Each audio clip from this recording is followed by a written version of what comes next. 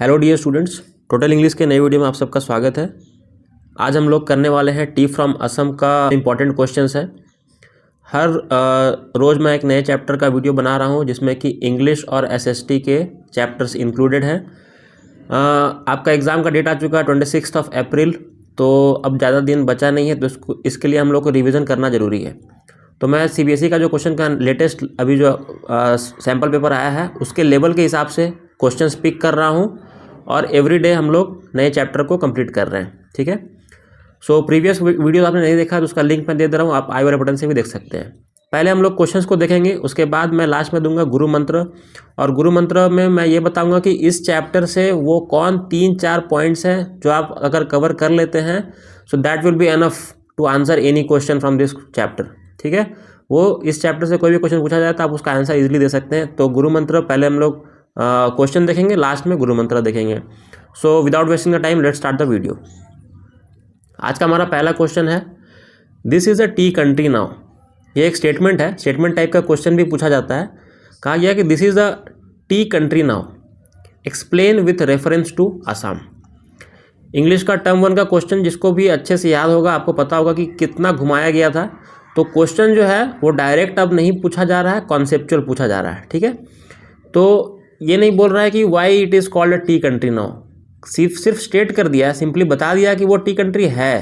अब reference to Assam, Assam का reference दीजिए, इस चैप्टर में जो आपने पढ़ा है उसका रेफरेंस दीजिए और आप बताइए कि कैसे ये एक्सप्लेन कीजिए कि ये टी कंट्री है। ठीक है, तो टी कंट्री कहने के पीछे क्या रीज़न है, बेसिकली इसका मतलब यही पूछा जा रहा है कि क्यों इसको टी कंट्री बोला गया, आसाम को इस चैप्टर में टी कंट्री क्यों बोला गया है। ठीक है, तो क्योंकि इसमें जो प्रोडक्शन है, आसाम का खुद का जो प्रोडक्शन है, ठीक है, आंसर मैं बता रहा हूँ, आसाम का जो खुद का प्रोडक्शन है पूरे इंडिया का 50% से भी ज़्यादा टी अकेला कौन प्रोड्यूस करता है, वो है आसाम। तो हाफ से ज़्यादा अगर सिर्फ एक स्टेट से आ रहा है तो almost it is like a country. ठीक है, इसके अलावा भी कुछ फैक्ट्स है जो कि आपके बुक में भी आपको मिल जाएंगे। ठीक है, कि इसमें लिखा हुआ था कि लार्जेस्ट कॉन्सेंट्रेशन है, लार्जेस्ट कॉन्सेंट्रेशन किसका है, टी प्लांटेशन का। ठीक है, टी प्लांटेशन का सबसे ज़्यादा घनत्व, घने हैं, ठीक है, कॉन्सेंट्रेशन है यहाँ पर। तो काफ़ी मतलब कहने का मतलब कम स्पेस में अधिक टी होना। ठीक है, ये चीज़ें यहाँ पर अवेलेबल हैं। तो ये प्रोडक्शन के मामले में सबका बॉस है असम, टी के मामले में टी का प्रोड्यूस करने में सबका बॉस है, इसलिए ये खुद में एक कंट्री से कम नहीं है। That is the reason why it is called a tea country. I hope you have understood the answer, how to frame the answer, answer को किस प्रकार फ्रेम करना है ये आप समझ गए होंगे।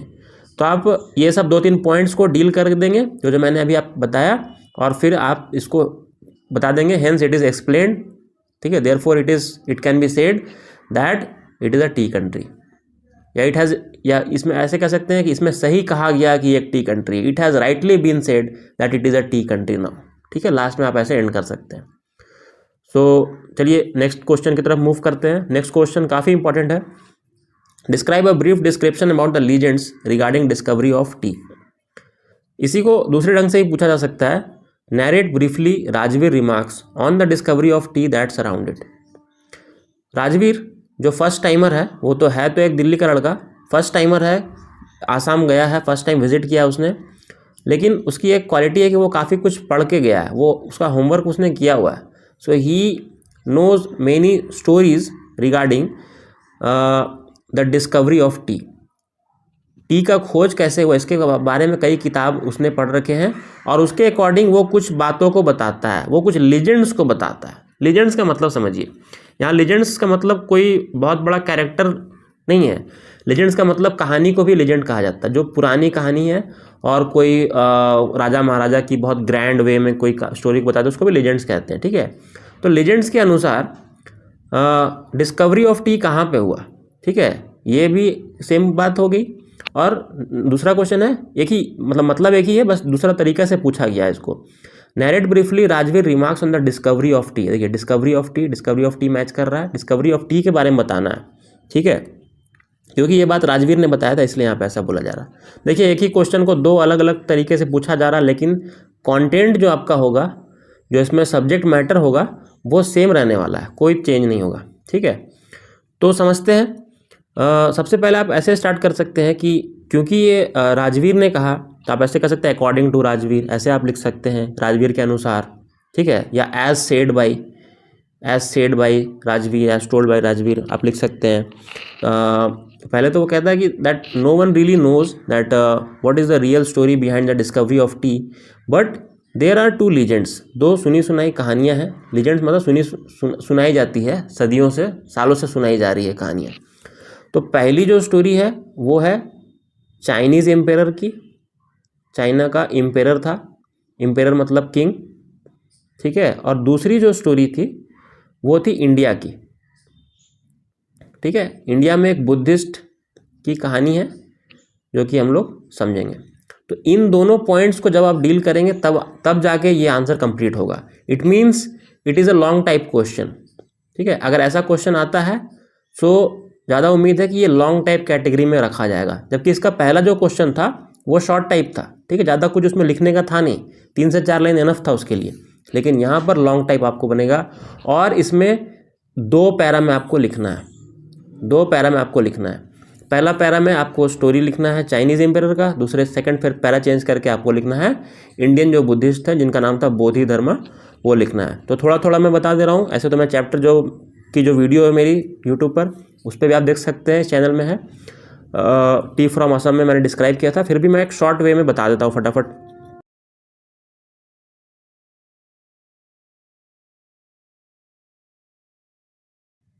चाइनीज़ एम्पेरर का जहाँ तक बात है तो उसकी स्टोरी क्या थी कि वो हमेशा पानी को बॉयल करके पीता था, ठीक है। He used to drink boiled water, ठीक है, बॉयल्ड वाटर पिया करता था। सो बॉयल्ड वाटर जो पीता था, तो एक दिन क्या हुआ, कोइंसिडेंस कह सकते हैं कि इत्तेफाक था कि कुछ लीव्स, ठीक है, लीव्स, कुछ पत्तियाँ उसके बॉयल्ड वाटर पर गिर जाती हैं। इससे क्या होता है, उसका बॉयल्ड जो वाटर था ना, उसका टेस्ट बदल जाता है और टेस्ट ख़राब नहीं लगता है, वो टेस्ट रहता है डिलीशियस, ठीक है, काफ़ी स्वादिष्ट, काफ़ी अच्छा लगता है, फ्रेश रिफ्रेश लगता है एकदम, तो डिलीशियस टेस्ट लगता है। तो फिर पता चलता है कि वो फिर पत्ते के बारे में लोग देखते हैं कौन सा है, सो वो कोई और नहीं, चाय का ही वो पेड़ का ही पत्ता रहता है। तो इससे डिस्कवरी हो जाती है, अच्छा चाय का पत्ता को अगर हम लोग पानी में डालते हैं तो एक अच्छा टेस्ट देता है। So this was the story behind the discovery of tea as per the Chinese emperor story. Chinese emperor के हिसाब से ये स्टोरी थी।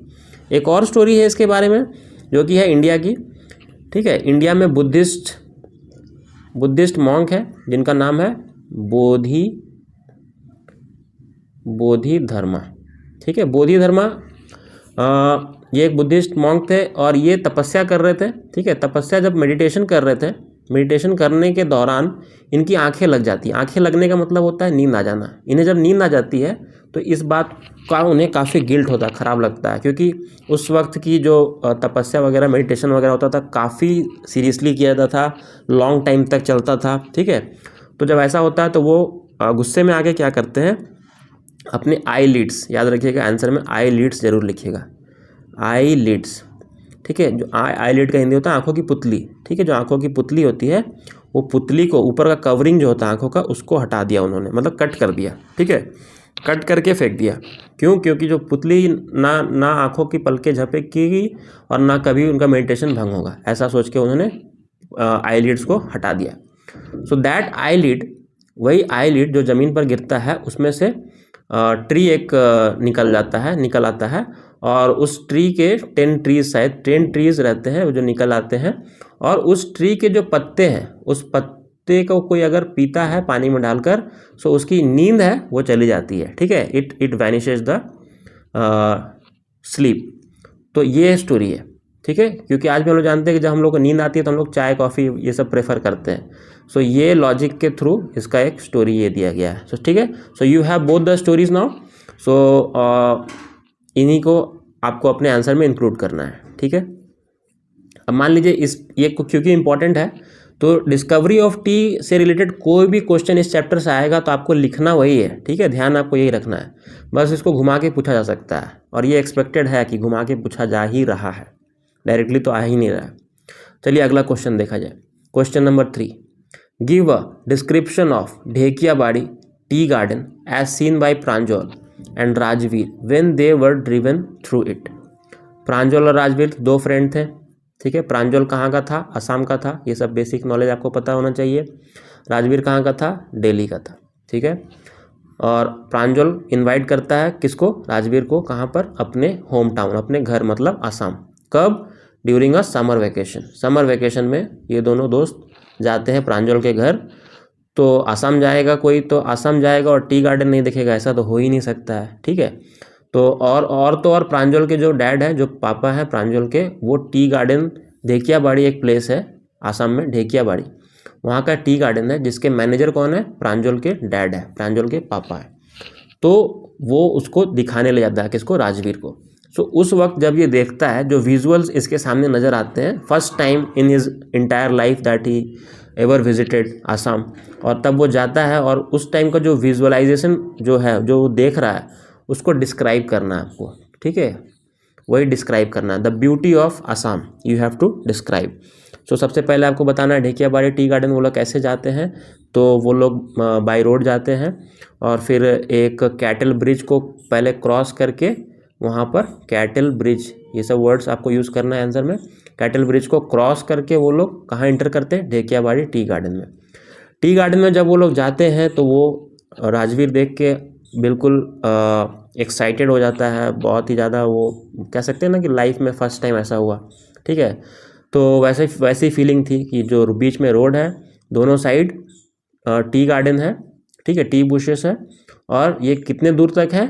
तो एक वर्ड लिखा हुआ उसमें, एकड़ अपॉन एकड़, मतलब एकड़्स होते हैं ना, तो एकड़, ठीक है, a large part of land, एकड़ अपॉन एकड़, एकड़ से भी ज़्यादा, ठीक है, कई एकड़ कह सकते हैं, कई एकड़ दूर दूर तक, जहाँ तक नज़रें जा रही थी वहाँ तक क्या था?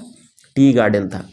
और ये जो टी गार्डन में जो टी बुशेस थी, झाड़ियाँ जो थी चाय पत्ती की, वो एकदम बराबर वे में उसको छांटा हुआ था, ठीक है। ऊपर से जो कटाई हुई थी, छांटा गया था उसको एकदम एक शेप में, एक लाइन में, ऐसा सीक्वेंस में लग रहा था, ठीक है।